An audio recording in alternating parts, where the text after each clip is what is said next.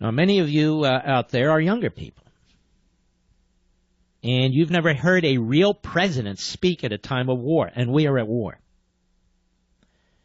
In fact, in many ways, the war we're at now is even more nefarious, because we're being attacked in many respects from within.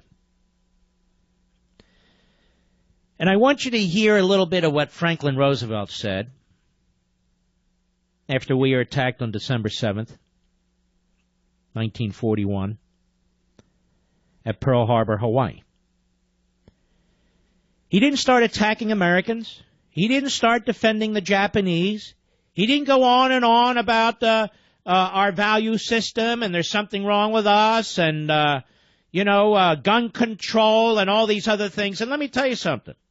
FDR was a big-time statist. But he understood the difference between war and the rest of it. So I'm doing this in many respects because younger people have never heard this. It's Franklin Roosevelt speaking to both houses of Congress immediately after, in essence, the attack on Pearl Harbor. Go ahead. Yesterday, December 7th, 1941, a date which will live in infamy. The United States of America was suddenly and deliberately attacked by naval and air forces of the Empire of Japan. The United States was at peace with that nation, and at the solicitation of Japan, was still in conversation with its government and its emperor, looking toward the maintenance of peace in the Pacific. The attack yesterday on the Hawaiian Islands has caused severe damage to American naval and military forces. I regret to tell you that very many American lives have been lost. In addition, American ships have been reported torpedoed on the high seas between San Francisco and Honolulu. As Commander-in-Chief of the Army and Navy, I have directed that all measures be taken for our defense, but always will our whole nation remember the character of the onslaught against us.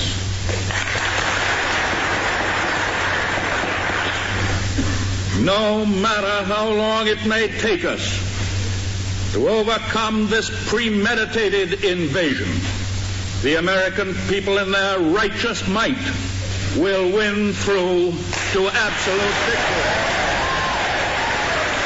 I believe that I interpret the will of the Congress and of the people when I assert that we will not only defend ourselves to the uttermost, but will make it very certain that this form of treachery shall never again endanger us.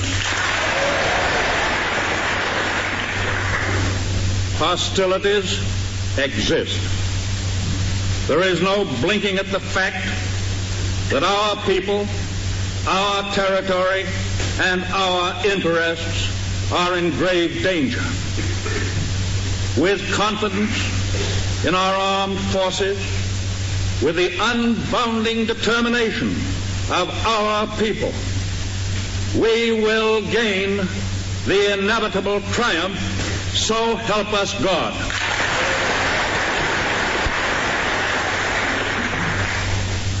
I ask that the Congress declare that since the unprovoked and dastardly attack by Japan on Sunday, December 7th, 1941, a state of war has existed between the United States and the Japanese Empire.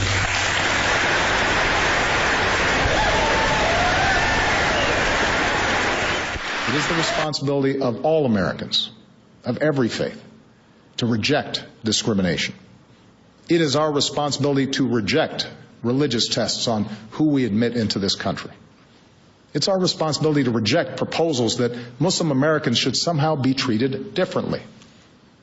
Because when we travel down that road, we lose.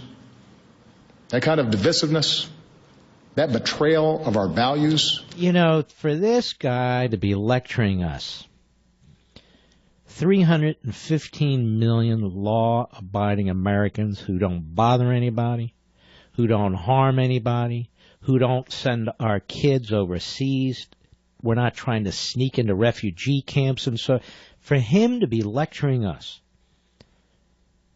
when 14 of our fellow citizens were shot down in cold blood and slaughtered, and 21 others too, and yet the next act of terrorism is a disgrace. This man is a humiliation. He is not my president. He's not my president. I impeached him in my own mind and in my own heart a long, long time ago. How dare you talk to us this way, Barack Obama? Don't you know we're the greatest people on the face of the earth? That's why all the world's people try to come to this country. Don't you know that we go anywhere to fight for liberty and security, one hellhole to the other, defending people who shoot us in the back? We don't need your damn lectures. Something's seriously wrong with you. Seriously wrong with you. You don't speak down to us this way. Our ancestors, black, white, red, yellow, whatever the color, we've made the greatest society on the face of the earth. And we're under attack. How dare you lecture we the people?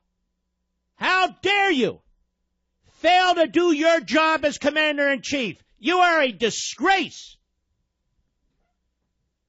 I just read you the FBI statistics. The FBI reports to you, Mr. President. 57% of hate crimes committed against Jews. When's the last time you spoke about that? Never. You want to know why? I'll tell you why. Because you're an anti-Semite. And I've said it many times before. And I don't care what the left says about me. 16% anti-Islamic. 183 hate crimes committed against Muslims. Out of 315 million people. You want to see hate crimes committed against Muslims? Look at Muslim countries. They know how to commit hate crimes, boy, I'll tell you what. And people come here, they try and destroy our society. People come here, they try and change our way of life. People come here, they're plotting in their garage with pipe bombs and all the rest. What the hell for? Then they tell us, be on the lookout, report anything suspicious. What does that mean? All right, I'll report something suspicious. Barack Obama, he's responsible. He's got more blood on his hands than any modern president. And you know who knows this better than anybody else? The Muslims who are suffering in the Middle East. They know it better than anybody else. You know who else knows this? The black Christians who are suffering in Africa at the hands of the black Muslims. Oh, that's true. May I say that? You'll never hear it from the president. Hundreds of thousands of people suffering. Millions at this point are refugees. And this jerk lectures you and me. Let me tell you something.